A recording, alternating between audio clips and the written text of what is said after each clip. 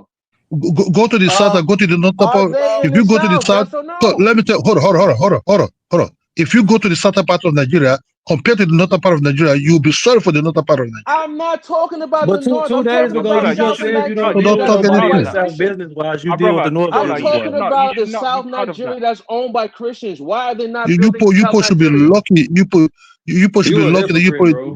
you should be lucky. You live in a Christian place where they forgive you. Go and ask the people that took to Oman, to Turkey, to I Iran, don't what care they did to about the them. North. We're talking about the South because the lady came over here and said that the Christian countries are better. Basic, So I said, okay, basic, so if they're better, basic, why are you basic, not building your country? Because most all the Christian basic, countries basic, in Africa, they're poor. Messick. 3 days The ago, he was Christians, just bragging about the propriety of the North in Just give me 30 business, but now he's seconds. gonna Just give me 30 castigate him. seconds, man. That's Right. crazy. Yeah, Look, yeah, pick both a of y'all side, speaking. man. yeah. Give me 30 seconds. Give me 30 seconds, please. Give me 30 seconds, please. Right? You know, this show has been going on for a couple hours, right? You know, the Fulanis are evil human beings. You know, okay. You just said you want to do business. Okay, You only do Kudolo. business with them.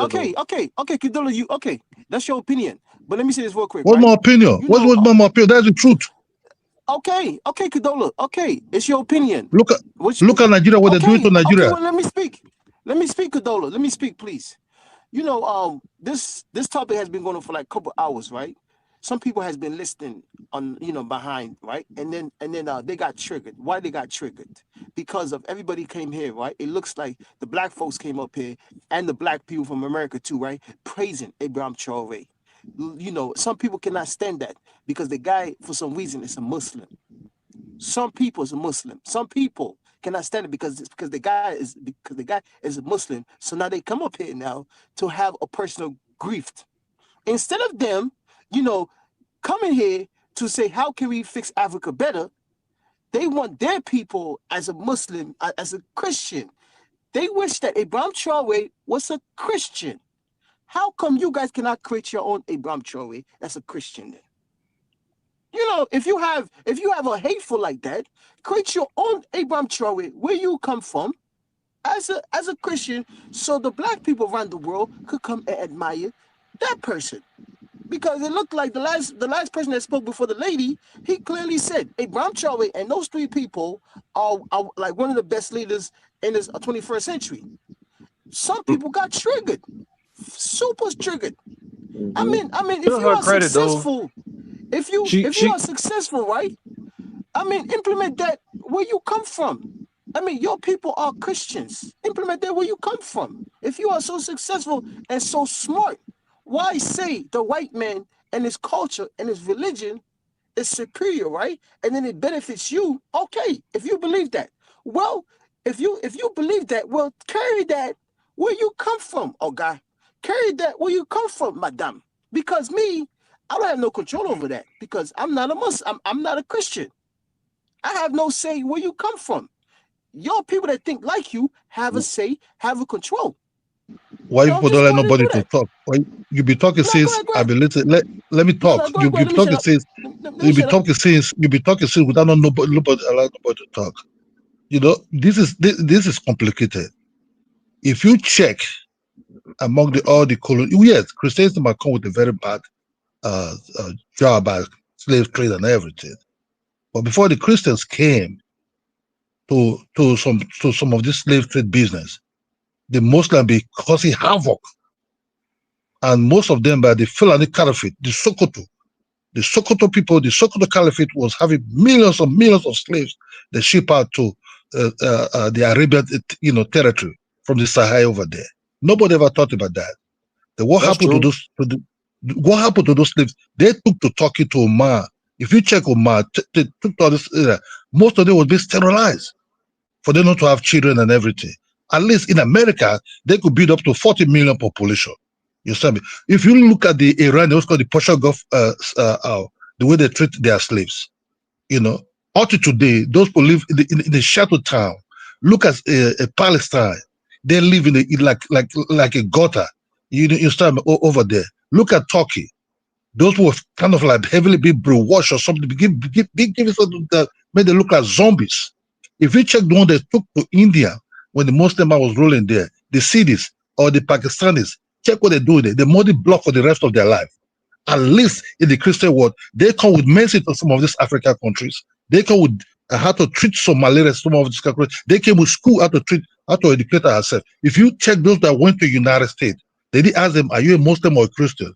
They give you free life for you to operate, to achieve your goals without no hindrance. If you go to Saudi Arabia and you are a black human being, they might give you some access to do facilities. You know your limit and you know what you can achieve. Otherwise, they will flame you up and you'll be finished. Look at what UAE is doing to Sudan even. UAE is the one sponsoring those Janjaweeds that is eliminating the darker skinned people in Sudan. So Kidola, That's more so Christians are propping up the Kidola, hold on. UAE. So Kidola, so based on your argument, right? Who do you think is funding these terrorists in the Sahel? Oh, the Middle East men, the Middle East men are involved. It's not the Catholic Middle East. France It's is doing it, France. brother. It's France is involved. So Catholic France and what is Orthodox France? Ukraine is doing it. France is a Christian nation. So what are you saying? Besides even that, right? He identified India. India has a cast like a casting, like whatever they call it. I can't figure out the name. System. Yes, exactly. So which means if through you belong, Hinduism, you understand me, right? Yeah. Just like how the Beni Oba, they have the so-called slaves, as we speak currently, a caste system that's very similar in Nigeria. So this the Where Benin? Where Benin? Where Benin? Where Benin they have class system? Where Benin? See, are you talking about the Edo? You see, this is the problem with Nigerians, right? That's why I said West Africa. No, where Benin? Because I'm a Benin man. Where Benin? I'm a Benin man. Where Benin? We cannot wait for Nigeria to fix West Africa. We cannot wait for Nigeria to fix West Africa. I stand by. Where Benin? Where the Fulani? Look.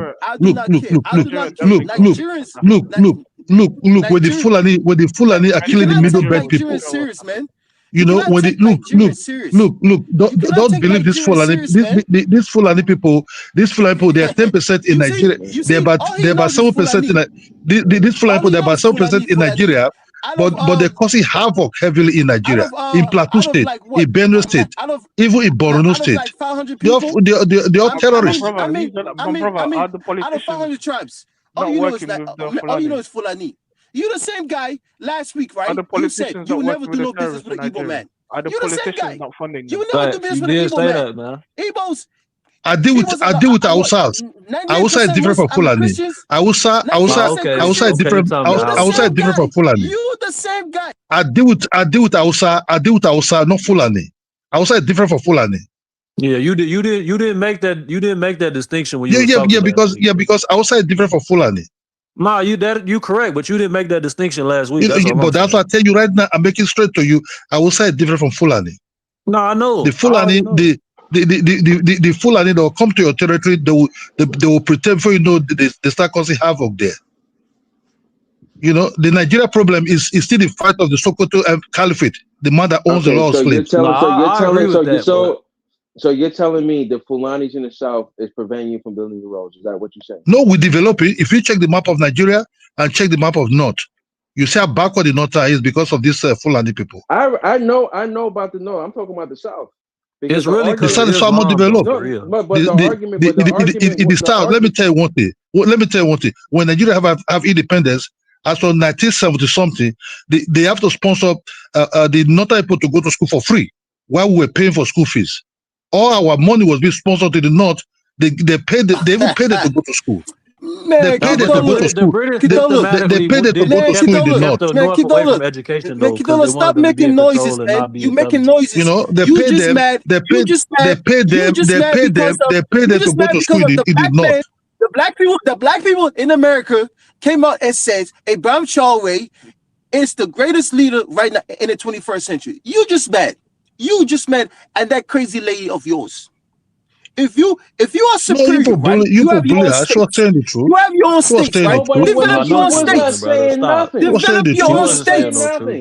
Develop your own states.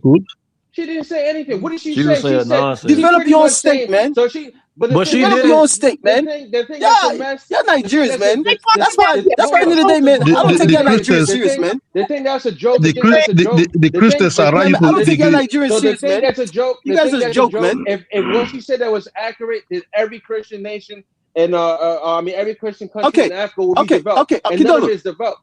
Yeah, that's nonsense. Okay. Let me ask him a question, right? It has nothing. Hold on. I got you. It has nothing to do with Christianity. It has nothing to do with Islam. It's pretty much they are in bed with the West and certain Arab countries, the leaders.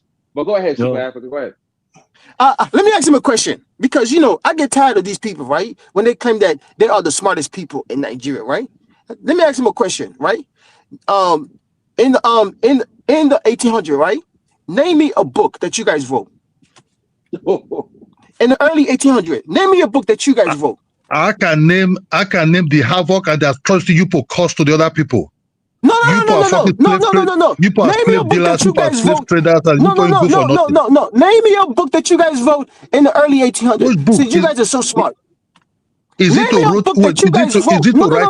Name me a book that you guys wrote in the early 1800s. Okay, any book, the book. Let's assume the book. Name me a book that you guys wrote in the early 1800s.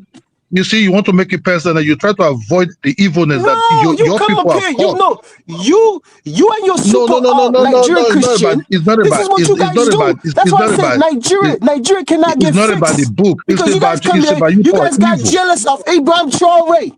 Because the black man that was up here praised Ibrahim Traoré as the greatest leader in the 21st century. You guys cannot stand that.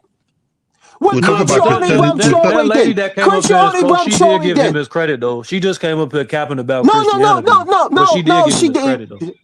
She was being slick. I know these people. No, I know these people. Trust my brother. Trust my brother. Christianity agenda. She's probably a Christian nationalist. Trust my brother, man. I know these people. Very well. Let me. You can't take Nigeria serious. You can't take Nigeria serious, man. Okay, let's assume. Serious, man. Let's assume. Hold on. You talk about. Religion war. Can I have the floor? You talk about book. You talk about. And then after that, they said, "Oh, don't do that to us." The lady hold on. She can have the floor.